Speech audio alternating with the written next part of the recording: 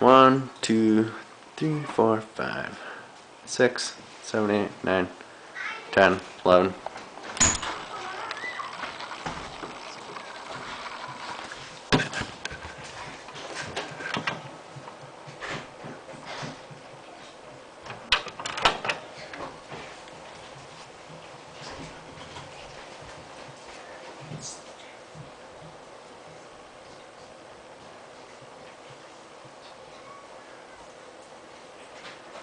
Richard didn't want to die, but he couldn't stop himself.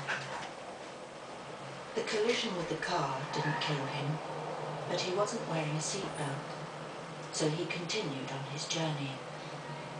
When he hit the inside of the car, that didn't kill him either, but his internal organs carried on travelling until they hit his ribcage, and his lungs were punctured, and the main artery from his heart was torn. And that's what killed Richard.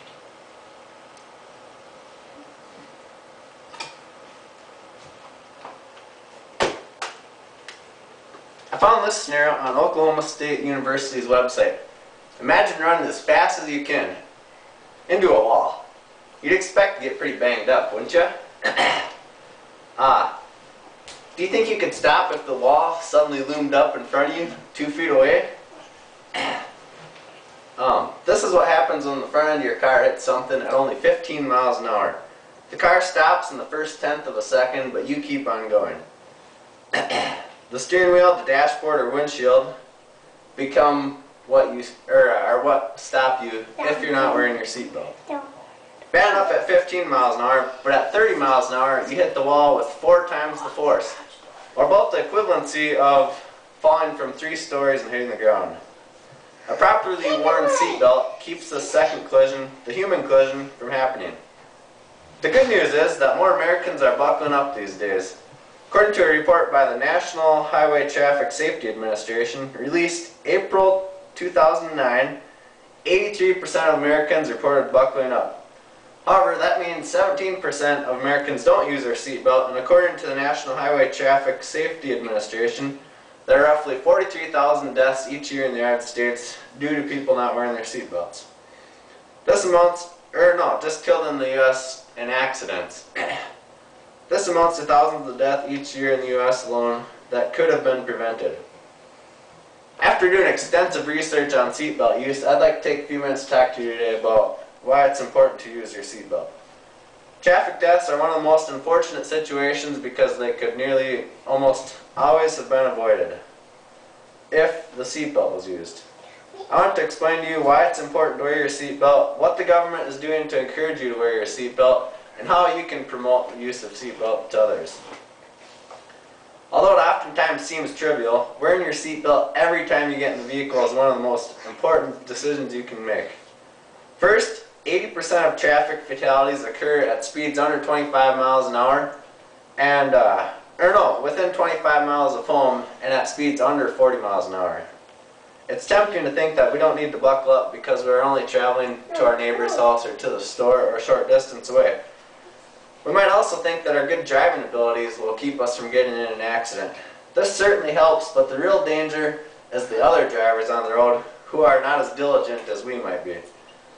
Although 40 miles an hour doesn't seem fast enough to be fatal, intuition is dead wrong here.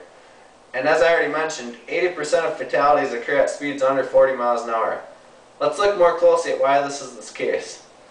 As we already heard in the introduction, in a car accident, the car comes to a stop within the first tenth of a second. This may seem like nothing, however, compared to stopping instantly, a tenth of a second is eternity. When a seatbelt is worn, this tenth of a second allows the body to decelerate at the same rate as the car, rather than slamming into the car once the car has already come to a stop. And to kind of help visualize it, I got a very rough visual aid here. This is the vehicle traveling, and it's going to go by instead of hitting, but what happens generally is as soon as you begin to hit, the car starts slowing down until it reaches, I don't know, somewhere in there. And so then you have the extra tenth of a second is what it normally takes to slow down, versus if you stop just instantly, it's just you come to a dead stop and that's that, you know. So that's why when you wear your seatbelt, you can decelerate at the same rate the vehicle is slowing down until it comes to a stop there. Versus when you don't wear your seatbelt, the car comes to a stop, but you keep traveling and then you hit the car, which is already stopped. Now that we know why it's important to wear your seatbelt, let's look at what the government is doing to try to get people to buckle up. Many states participate in clicker or ticket enforcement each year, typically in the month of May, in an attempt to get people to buckle up. In addition to the clicker or ticket enforcement, and according to the Insurance Institute for Highway Safety, 28 states now have primary seatbelt use laws. These laws have two important purposes. First, the laws encourage people to buckle up by imposing a fine. In most states, the fine is only $25, which it is here in Minnesota. Although the fine isn't too expensive, it wasn't enacted with the intent of making money. Rather, it was enacted to promote the use of seatbelts. Second, the laws provide another reason for officers to stop a suspicious vehicle. In an article titled, "New Seatbelt Use Law Takes Effect Tuesday," Colonel Mark Danaski, chief of the Minnesota State Patrol, said the law could be used to fight against impaired driving. Danaski claims that each year, 80% of impaired drivers who are also killed are not wearing their seatbelt. This legislation would allow officers to stop a suspected vehicle before they had time to hurt themselves or others. Now that we know why it's important to wear your seatbelt and what the government is doing to promote seatbelt use, let's look at how you can also promote the use. Promoting seatbelt use is probably much easier than you think. It doesn't have to involve passing legislation or organizing large rallies to promote awareness. It can be much more simple. Oftentimes, the best way to promote something is to lead by example. Parents can make it a point to always buckle up when they get in the car, because then the children see firsthand that since mom and dad are doing it, it must be important. Friends and peers can encourage each other as well by buckling up themselves.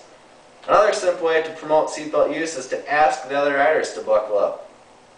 The myth out there is that people will be offended if you ask them to buckle up. However, according to the Iowa Department of Transportation, 90% of the time when other riders are asked to buckle up, they'll do so.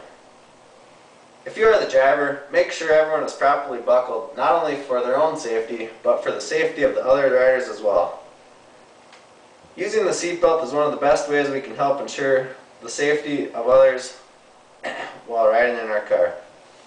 Today we have looked at why it's so important to wear a seatbelt, what the government is doing to encourage seatbelt use, and how you can promote seatbelt use to others as well. While it only takes a few seconds to put a seatbelt on, it's important to remember that not using it might result in death at the scene of the accident, whereas using it could result in many more years of healthy living.